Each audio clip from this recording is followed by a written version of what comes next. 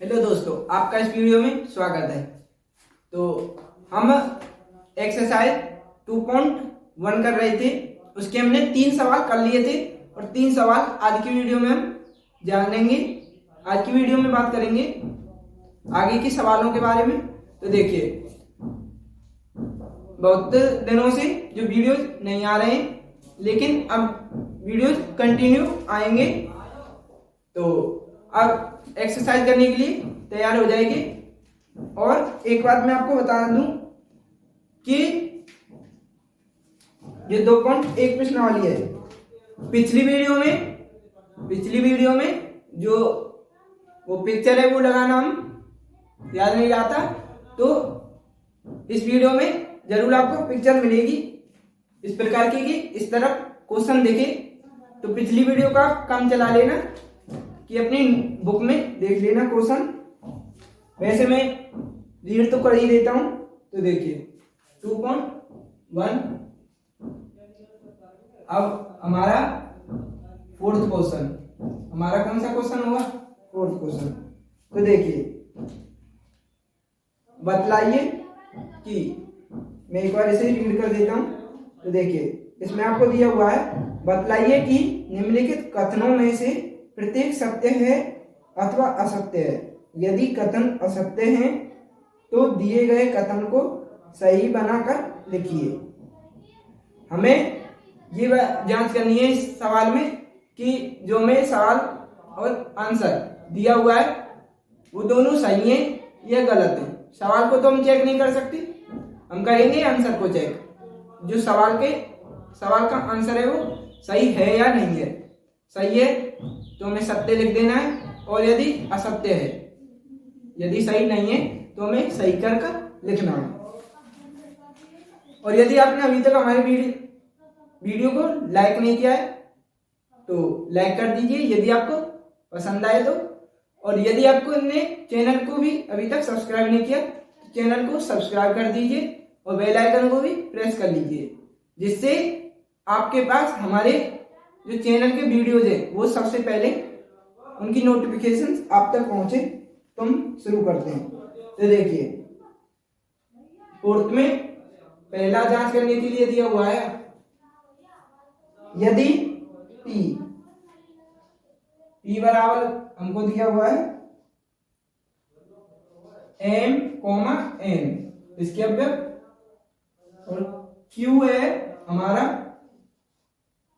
N, M,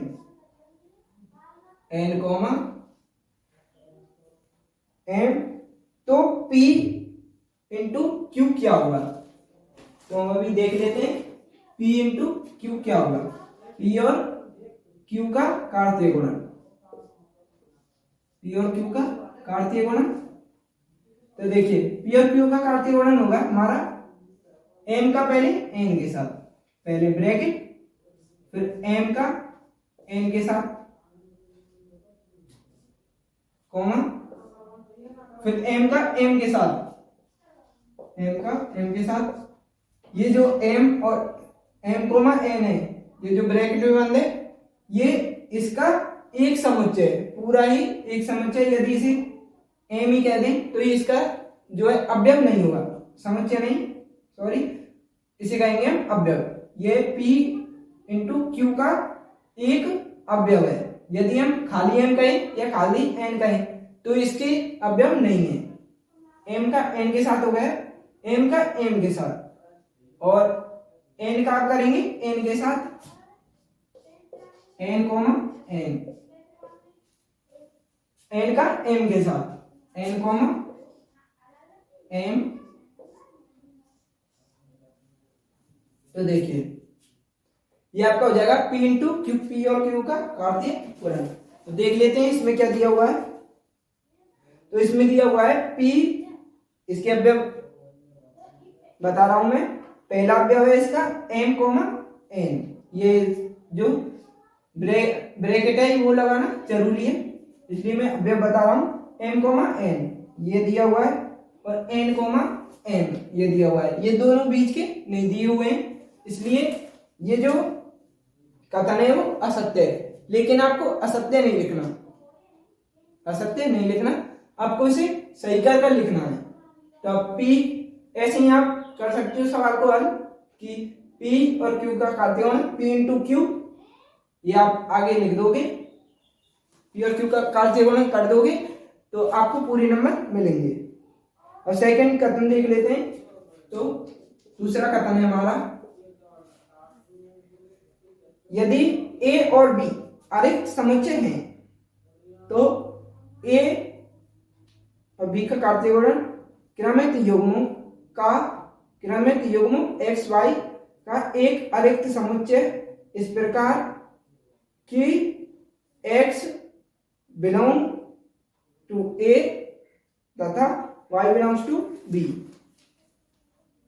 तो देखिए आपको A दे रखा है 5, B दे रखा है 5, क्योंकि अरिक्त समुच्चय मतलब 5 जिसमें कोई भी अवयव ना हो, और A इंटू बी करना है हमें, इंटू बी, ए और बी का कार्तीय गुणन। ये हमको, ये भी क्या होगा हमारा 5, क्योंकि 5 का 5 से 5। तो अब इसका देखिए इस प्रकार कि x बिलोंग्स टू A, यदि हमें ये जो है ये दिया हुआ है x और y, ये हमको दिया हुआ है, तो देखिए हमें कहा गया है x जो है वो बिलोंग करेगा 5 जो A है उससे, और y बिलोंग करेगा B से। तो देखिए आपको इसमें सिर्फ लिखना है सत्य, सिर्फ लिखना है इसमें सत्य आंसर। ऐसा क्यों? क्योंकि देखिए x, y, x जो होगा इसका और इसका कार्तीय गुणन करेंगे तो कार्तीय गुणन तो इन दोनों के अवयवों का होगा, तो इन दोनों के अवयव कौन से 5, तो इसका जो कार्तीय गुणन आया था वो भी 5,5 आता। इसका क्या आता, हम ऐसा ही तो लिखते कि 5 का 5 के साथ 5, मतलब 5, ऐसे ब्रैकेट में बंद कर देते 5,5, ये हो गया इसका कार्तीय गुणन। तो देखिए x जो है वो 5 है, इसका मतलब x बिलोंग करेगा A से, x बिलोंग करेगा A से, और y भी 5 है तो y बिलोंग करेगा B से। तो x बिलोंग टू A और y बिलोंग्स टू B। अब हम थर्ड कथन की जांच कर लेते हैं, आप इसे एक बार नोट कर लीजिए। मैं इसे मिटा देता हूं।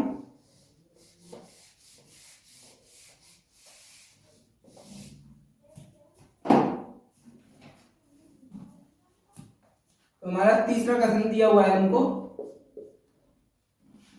तीसरा कथन है हमारा, यदि A बराबर जो इसके अवयव है 1,2, B बराबर 3,4 दिया हुआ है, तो A गुणा ब्रैकेट में B इंटरसेक्शन 5 बराबर 5 होगा क्या? तो हम देख लेते हैं अभी।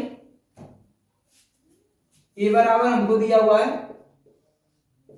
1,2 और B बराबर हमको दिया है 3,4। तो देखिए हमें कहा गया है कि A गुणा B इंटरसेक्शन 5। तो पहले हम B और 5 का इंटरसेक्शन ले लेते हैं, उसके बाद A गुणा जो भी आंसर आएगा उसका कर देंगे। हमें दिया हुआ है, आप इस तरीके से देख सकते हो, A गुणा ब्रैकेट में हमें दिया हुआ है कि A गुणा ब्रैकेट में B intersection 5 B intersection five बराबर क्या होगा, उसमें तो फाइव दिया हुआ है लेकिन हम तो पूरा देखेंगे क्या होगा। तो देखिए बी और फाइव में देख लेते हैं, इसमें कोई भी समुच्चय नहीं है और इसमें समुच्चय है, तो इसका क्या आएगा जीरो, इसका क्या आएगा जीरो, या आप कह सकते हो फाइव। इसमें यदि कॉमन ढूंढे तो फाइव ही मिलेगा, आप लिख सकते हो बी इंटरसेक्शन फाइव बराबर फाइव। तो फाइव जो होगा, जैसे फाइव का ए से करते गुणन किया तो क्या होगा, फाइव का फाइव होगा, फाइव का क्या होगा फाइव। जैसे आप एक जो है तरीका देख सकते हो कि यहां में लिख देता हूं ए के समुच्चय, और इस तरफ जो है बी इंटरसेक्शन फाइव के, तो फाइव आप कह सकते हो जीरो, जीरो भी कह सकते हो, मैं जीरो ही लिख लेता हूं क्योंकि इसमें कोई भी कॉमन नहीं है। एक का जीरो के साथ किया तो एक कॉमा जीरो, और दो का दो कॉमा जीरो, मतलब इनका जो है ए का ए के साथ हो सकता है लेकिन ए का जीरो के साथ या फाइव के साथ नहीं हो सकता, तो ये फाइव ही आएगा। तो ये कैसा हो जाएगा सत्य, ये हो जाएगा सत्य। आपको सिर्फ सत्य लिखना है इसका आंसर, इसमें कारण पूछा नहीं है तो हमें कारण देने की आवश्यकता नहीं है, तो आप इसे नोट कर लीजिए। यदि आपको कुछ समझ ना आए तो आप कमेंट बॉक्स में कमेंट कर सकते हो। अब हम पांचवें क्वेश्चन की तरफ बढ़ेंगे। हमारा पांचवा क्वेश्चन है, यदि हमको ए दिया हुआ है, ए बराबर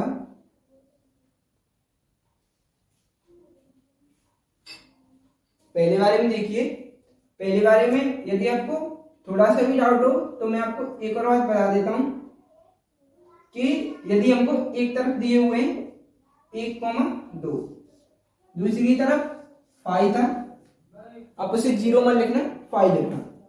फाइव फाइव का मतलब क्या होता है रिक्त समुच्चय, तो ए का फाइव के साथ कुछ नहीं होगा, दो का फाइव के साथ कुछ भी नहीं होगा, तो इसका मतलब क्या हुआ फाइव ही होगा। इसका आंसर क्या होगा फाइव, ए इंटू फाइव बराबर फाइव, ये आप नोट भी कर सकते हो।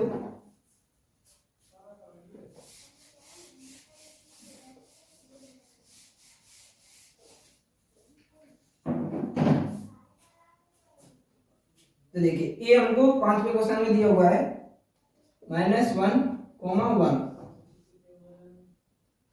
अब हमसे पूछा है ए इंटू ए, हमसे पूछा है ए इंटू ए, इसका मान याद करना है, तो ए इंटू ए, इसका मतलब क्या हुआ, इस तरफ बता देता हूं कि -1,1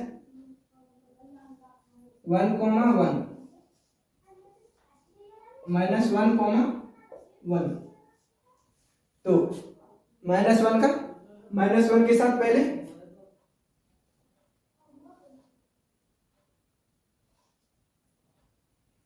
आप यदि पहले इन दोनों का करके इसके साथ करोगे तो भी वही आंसर आएगा, और यदि आप तीनों का एक साथ नहीं कर सकते, आप दो का एक साथ करना, तो देखिए -1 का -1 के साथ -1, -1 का एक के साथ -1, 1, 1 का -1 के साथ 1, -1, 1 का 1 के साथ 1, 1, ब्रैकेट बंद। तो ये ए और ए का काटते गुणन हो गए। अब ए इंटू ए,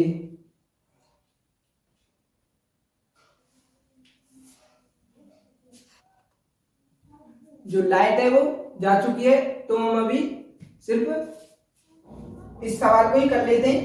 मैं इसे पूरा करा देता हूं। तो देखिए ए इंटू ए इंटू ए, इसका क्या होगा? इसका होगा इस पूरे जो समुच्चय का इसके साथ, एक के साथ मैं इसे मिटा लेता हूं। तो देखिए इसका इसके साथ, या आपको ये सरल लगेगा इसका इसके साथ। तो -1 का इसके अवयव के साथ करते हैं, -1, इसके साथ -1, -1। अब -1 का इसके साथ इन सभी अवयवों से बारी बारी करेंगे हम। -1, -1, 1, और फिर -1, 1, -1, -1, -1, 1, 1, फिर 1 का इन सभी अवयवों के साथ, 1 का किया तो -1, 1, मेरा मतलब -1, -1, 1। फिर आप करके देख लीजिएगा चाहे तो, -1, 1, 1, 1,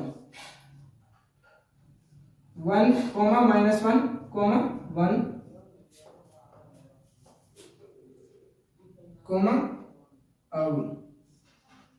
आपका आखिरी अवयव है 1, 1, 1,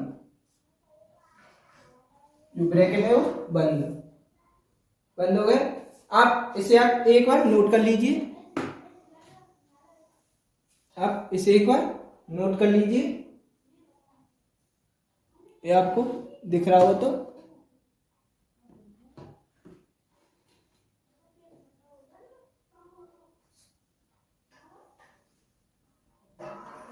आप चाहो तो मैं एक बार इसी साइड में लिख देता हूं इस तरफ, जिससे आपको दिख जाए,